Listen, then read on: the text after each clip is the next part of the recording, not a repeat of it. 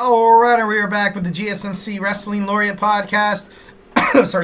Brought to you by the GSMC Sports Network. I'm your favorite wrestling fan here, Eric Rodriguez, every Monday through Friday, 8 p.m. Pacific Time, 11 p.m. Eastern Time. Here to talk about the greatest thing in the world, professional wrestling, all the action inside and outside the ring.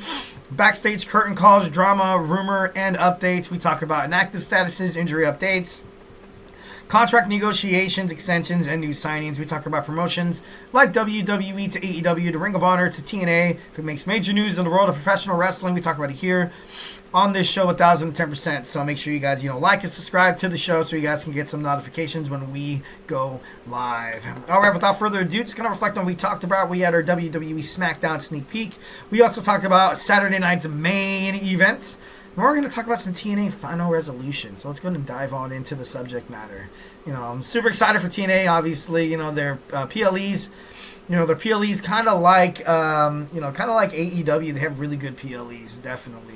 The weekly shows are awesome as well. Right now, you can actually subscribe to TNA Plus for absolutely free promo code. I think it's free. I'm not too sure. Don't quote me on that.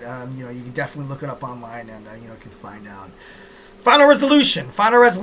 Impact recently did have a pay-per-view as well, and now it's going to now we have after 2 weeks. I think it was 2 weeks ago.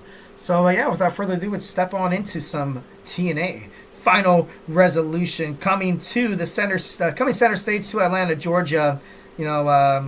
Tickets are sold out. That's actually pretty damn cool. Not too bad. It was Turning Point. I knew it. Damn it! It was Turning Point. I wanted to say Turning Point, but I didn't want to seem wrong. I didn't want to destroy all credibility. But maybe I should have took a chance. Sometimes when you take chances, guys, it works. What is it? Think long, think wrong. Usually stick with your gut. If you second guess yourself. I know this is kind of something that I. As a college graduate, during the test, I was like, oh my God, I would always second guess myself. I'd be reviewing my answers. I'd be like, no, wait a minute. I'm just kidding. Moving on. So we have, TNA starting out with Leon Slater and JDC. The winner of this match, I feel like it's going to be JDC, kind of building up momentum for him. But Leon Slater as well, and he's young. Definitely a future participant to take on, Moose for that X Division Championship if Moose wins tonight. JDC, having Moose's back with the system, this could be definitely be a way for him to kind of get tighter in the group and have the, kind of pick up this dub here. But as of right, I would like to see Leon Slater pick up this victory. I don't think Moose is going to have the X Division Championship for very long, because he's not really your contemporary prototype, X Division champion. He's not a speedball Mike Bailey. He's not a Zachary Wentz. He's not a Mustafa Ali. He's not back in the day. He's not an young AJ Styles or a Jay Lethal or Christopher Daniels. He's not, he's not that type of person. But, I would like to see Leon Slater have the title. I definitely feel like, he's, a fan favorite. People like him. He has great confidence inside the ring. And he has some pretty good spots. So it wouldn't surprise me if Leon Slater starts building up that momentum to challenge Moose. Jonathan Gresham against Frankie Kazarian. Frankie Kazarian, I think it gets into the win column tonight. Jonathan Gresham, nothing against him. I feel like he's, he's good. It's not like he's bad. He has kind of been in those spots where when he needs to win, I feel like he kind of shrinks. But then again, it's kind of the same with Kazarian. I feel like these two are kind of like the same participants going at each other. But obviously I kind of compare Frankie Kazarian to like a young Randy Orton, absolutely going to go out there and he doesn't give a damn if you like him. He doesn't give a damn if you hate him. He's going to go out there and do what's best for him and his career. And he wants to get back into that, that title picture. So right now I'm 50-50. I'm 50-50. If I had to, gun to my head, maybe Kazarian picks up the victory. Sometimes that's also a good thing about Frankie. Is when his back's against the wall, he sometimes he kind of pulls a win out of his ass, and and it works out. So Frankie Kazarian, it'd be kind of cool to kind of see him pick up the dub there. All right, so your Final Resolution, we got the Rascals teaming up with Jake Something, taking on Hammerstone.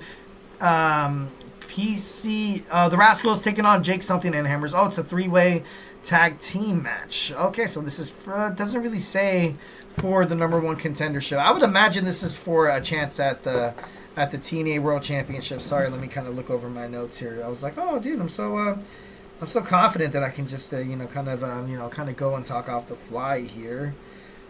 Competition in the TNA's tag team division, more fierce than ever. At Final Resolution 3, top duos will clash in hopes of building momentum towards a potential TNA World Tag Team title opportunity.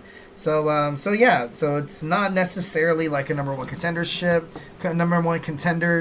match, but it's kind of just to kind of flex a little bit here. Shoot, I like PCO and Sami Callihan, because those guys are absolute powerhouses. But when you think about the tag team division, I think Rascals. 1,010%.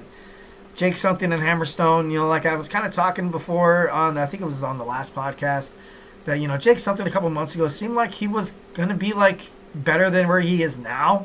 It seemed like Jake Something was going to make something of himself by now. I'm just kidding. No, I'm not trying to be a jerk. And Hammerstone was rumored to kind of have an injury. He's probably wrestling through it, and maybe after this match he kind of takes some time away from TNA. But right now I feel like the best bet and one of my favorite tag teams in professional wrestling as a whole, not just on TNA, the Rascals. I would love to see Trey Miguel and Zachary Wentz pick up a dub here. That'd be pretty cool.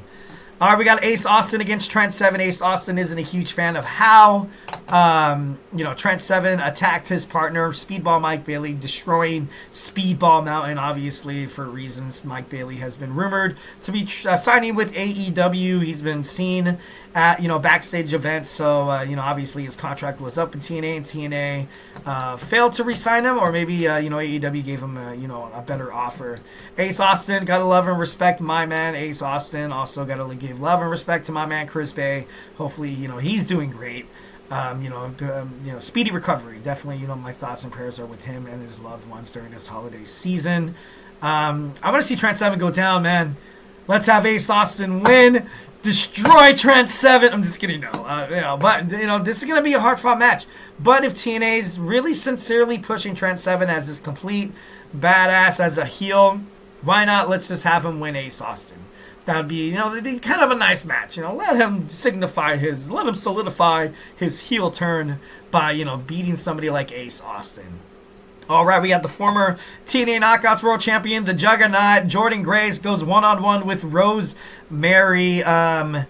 This is a good spot for Rosemary. If Rosemary wins, it'd be great because, when she was doing her little stint in NXT with Wendy Chu, even when Wendy Chu came to TNA, it seemed like it kind of ultimately kind of diminished her character. I saw her, lose matches and stuff like that. When Tana Paxley teamed up with Lyra Valkyria and defeated them. I saw Rosemary kind of look a little bit, weak. So, having that, dark and ominous tone in the women's locker room definitely would be great. I feel like Jordynne Grace is heading out of TNA, and along the way, she's definitely, she's paying her dues. She spent so much time as the TNA Knockouts World Champion. She had such an amazing run, and a gifted, badass superstar that Jordynne Grace is. I think she's gonna put superstars over. You saw her put Masha Slamovich over. She lost the match against Tasha Steelz. And, would it be kind of fitting to kind of have her, if she randomly beats Rosemary, which would be, I don't know, for me, I would feel like, okay, why? But then if Rosemary defeats Jordynne Grace, it's like, holy crap, Rosemary is the real deal here in the, TNA. I definitely think Jordynne Grace comes to WWE NXT and just, adds to that already stacked women's division, chasing after Roxanne Perez. So, I pick Rosemary in this one. Moose takes on Kushida in a TNA X Division Championship match. Oh, God. I hope Kushida wins. Of course I hope Kushida wins. I feel like it would bring justice to the X Division on TNA Wrestling. But that's not going to happen. Moose is going to win. He's going to find a way to win. And like I said, I'm not a Moose hater, guys. I'm not. But he should have just stayed in the main event. The main event card. You know what I mean? God. I can't even say it with a straight face, man. I'm just kidding. Moving on. We have a TNA Raw Tag Team Championship tables match. We have the Hardys taking on The System. And the Hardys recently signed a new contract with TNA. It would make no sense to, put the tag team titles on the system. The Hardys are fan favorites, and by all means, they're exactly what TNA should have in the tag team division. When the system held the tag team belts, with all due respect, totally awesome. Obviously, nice reign. Got to respect the nice reign. But the matches were very, slowed down. There was a couple times where, they would kind of go out of their comfort zone and kind of speed up the match, jumping off the ropes, jumping through the ropes, over the top rope, etc., jumping off the turnbuckle. But, I feel like the system was just too good for too long. So now you kind of have to let, somebody else get some love. And, for me, I think the Hardys retain. All right, we have the winner gets a TNA World Title shot at Genesis. Joe Hendry takes on Josh Alexander, Mike Santana, and Steve Maclin. This is a hell of a match. Is it elimination? Let me check the notes. Feels elimination. It'd be pretty freaking badass. Honestly, would steal the spotlight tonight. Okay, here we go. Josh Alexander, Mike Santana compete for a shot. Fatal 4-way show. Okay, yeah. Anything goes. Okay, so it's not an elimination match. So, like I said, in terms of Fatal 4-ways, it's nice. That's what wrestling promotions do. When they're like, okay, let's, bring a surprise person to kind of win this match. For me, I feel like Joe Hendry finally gets his shot at Nick Nemeth again, and he picks up the victory. But Josh Alexander, he's such a force to be reckoned with. Steve Maclin's not going to do it. He's not going to do it. Mike Santana, might be that wild card. That'd be pretty interesting to see him. He's doing so well in TNA. It'd be kind of cool to see him win. To take on Nick and Nemeth. But right now, this growing storyline between can Nick Nemeth and the Nemeth brothers trust Joe Hendry feuding with Nick's brother Ryan. I don't know, maybe it comes all full circle at Genesis, possibly. So right now I'm stuck between Joe Hendry and Josh Alexander. Josh Alexander, recently retiring from Independence.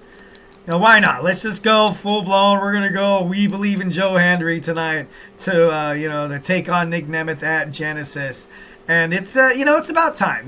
He's been on the main event line for quite some time, losing, then winning. He's losing because of outside interference and stuff like that. So it'd be kind of cool to see Joe win this match. But if he loses to Josh Alexander, it would, I wouldn't really be too upset. And if randomness of Mike Santana comes through, wouldn't surprise me as well. All right, we have the TNA Knockouts World Championship. Masha Slamovich taking on Tasha Steelz. If you want a new direction in the Women's Knockouts Championship, you take, Tasha Steelz wins.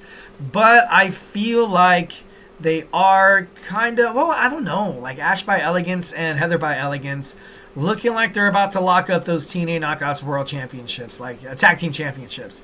And, I'm not into it because I love Spitfire, but this could definitely be, Tasha Steelz wins. This would be an interesting turn.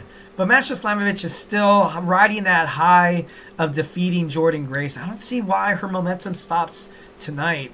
So I think she retains. I definitely think she retains. Nothing against Tasha Steelz.